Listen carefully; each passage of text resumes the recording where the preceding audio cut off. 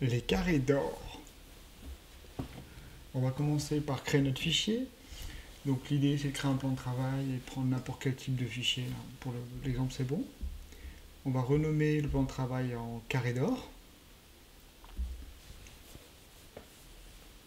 Donc dans la première étape, le but ça va être de décider des carrés qui suivent une bonne proportion. Donc, le premier sera notre carré unitaire. Donc là je vais faire un carré de 50 pixels de côté.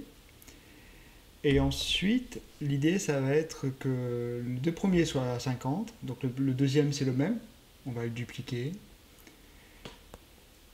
Donc là, je suis en train de régler le truc à 50.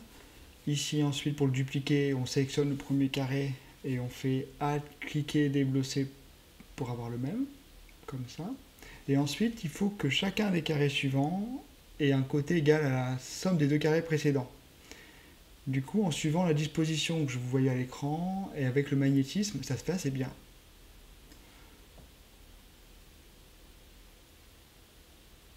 Si vous considérez que votre premier carré il est unitaire et disons qu'il est de côté 1, ça vous fait une suite de côtés qui fait 1, 1, 2, 3, 5, 8. Là, c'est celui qui fait 8.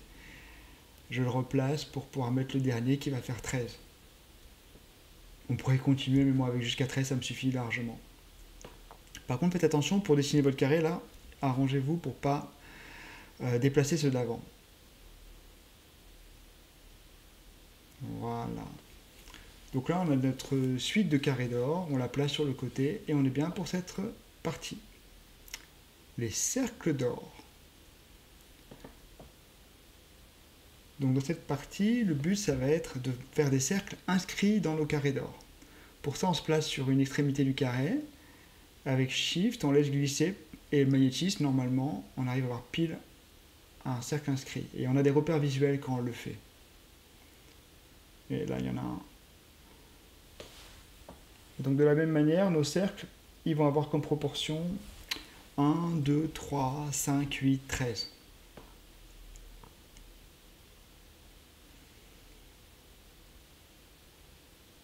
Une fois qu'on a mis tous les cercles inscrits, ce qu'on va faire, c'est qu'on va les mettre à gauche de manière concentrique. Pour ça, on va les dupliquer, un par un. Donc V pour l'outil de sélection, où on clique sur la flèche, ça revient au même. Ensuite, on en sélectionne un, on fait Alt. J'enlève le magnétisme, j'en ai plus besoin. Et je vais mettre aussi de la couleur. Donc là, je leur mets un trait noir et pas de fond. Et pensez à sauvegarder, ouais, sur la vidéo, je l'ai fait un peu tard. Donc on sélectionne un premier cercle et Alt-cliquer et déposer pour dupliquer. On fait ça pour tous les cercles. On les place plus ou moins les uns sur les autres. Et une fois qu'on les a tous, on va bien les placer en les sélectionnant tous et en allant en haut sur les outils pour aligner horizontalement et verticalement. Et voilà nos cercles d'or. Première figure. Donc là, ce qu'on va faire, c'est qu'on va faire une figure assez simple, purement géométrique, basée sur les cercles. Donc on va prendre un cercle dans lequel on va placer deux cercles de la même taille. On s'arrange à chaque fois avec le magnétisme pour qu'ils soient bien placés. Là, j'en sélectionne deux, je duplique avec CTRL-J, je les tourne pour faire une forme. Et là, du coup, on a déjà une forme intéressante, on lui met un cercle au milieu. Et cette forme-là, qui est sympathique, une fois qu'on a bien placé les choses, je vais encore la dupliquer. Donc on sélectionne l'ensemble et on clique Alt, cliquer déposer pour dupliquer. Ensuite, pour placer ces deux formes-là, enfin ces deux ensembles de formes, vous pouvez remarquer que si vous bougez un peu, des fois le magnétisme fonctionne plus ou moins bien. Donc là, j'arrive pas à le faire avec la figure du bas, mais si j'attrape la figure du haut, je vais arriver à le faire. Donc je pense qu'il y a encore des trucs à améliorer sur le magnétisme.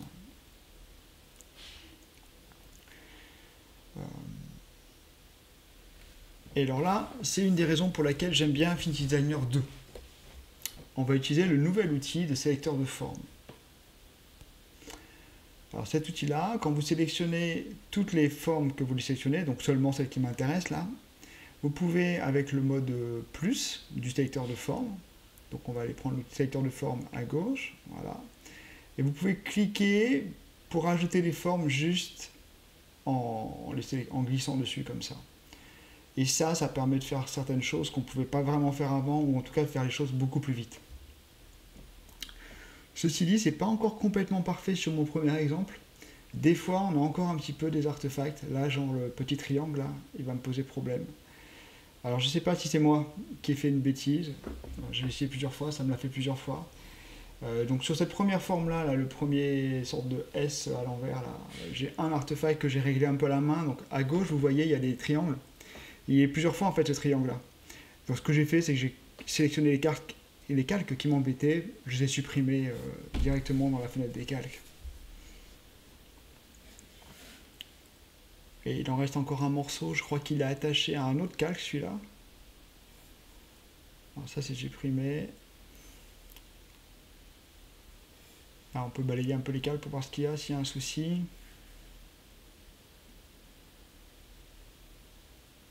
Et on peut aussi utiliser l'outil nœud pour supprimer des nœuds, par exemple le triangle. Une fois que je vais réussir à supprimer un premier de ces nœuds, un de ces premiers nœuds, voilà, après je peux avoir les deux autres, et là au moins c'est propre. On pourrait s'en sortir autrement, mais là je vais avoir des calques propres. Donc ça là, finalement, il y avait un petit artefact, mais vous allez voir que pour la suite, ça se passe beaucoup mieux.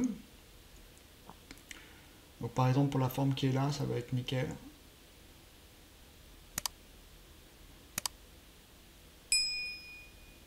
Là, on attrape.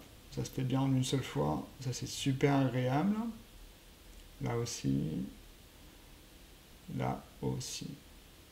Donc cet outil de sélecteur de forme avec ce genre de choses, c'est ce qui permet de faire des logos par exemple en respectant la proportion des cercles d'or sans que ça prenne trop de temps en fait. J'avais essayé de le faire avec la première version avec juste des opérations géométriques et c'était vraiment la galère. Alors dernière étape, on va faire un peu de coloration sur notre premier exemple. Donc ici, je vais commencer par enlever quelques calques qui étaient en trop. J'ai mis la vidéo en train d'accélérer là, c'est en x3, mais le commentaire il est en x1. Donc j'ai mis une couleur de base, après j'ai mis un dégradé global. J'ai testé le nouveau sélecteur de style. Donc une fois que j'avais un style, avec le nouveau sélecteur de style, vous pouvez l'appliquer sur chacune des formes en cliquant, ça c'est agréable. Et ça c'est dédié à la version 2. Ensuite, ce que j'ai fait pour avoir quelque chose de relativement joli, j'ai enlevé les traits, moi je préfère. Et j'ai mis les dégradés plus ou moins contrastés. Celui de la forme du milieu, ce que j'ai fait, c'est que j'ai mis une couleur claire au milieu et des couleurs foncées aux extrémités pour donner un aspect un peu métallique. Là, c'est pas mal. Et ensuite, pour toutes les autres formes, une à la fois, j'aurais fait les dégradés linéaires avec d'un côté sombre, l'autre côté clair, pour donner un effet de volume et de lumière. Et normalement, comme ça, on va aller jusqu'au bout de la vidéo. Je vous laisse regarder. On va remettre un fond après, mais tout ça, vous connaissez bien. Donc moi, c'est mon premier essai avec Affinity Layer 2. J'ai fait ça avec la version d'essai 2 jours après sa sortie. Donc c'est possible qu'il y ait des choses qui soient améliorées au moment où vous regardez la vidéo, surtout si vous ne la regardez pas à la sortie. Et je pense faire d'autres vidéos du même genre, parce qu'il y a plein de choses à faire, à partir du moment où on a le droit de respecter les proportions du nombre d'or. À bientôt.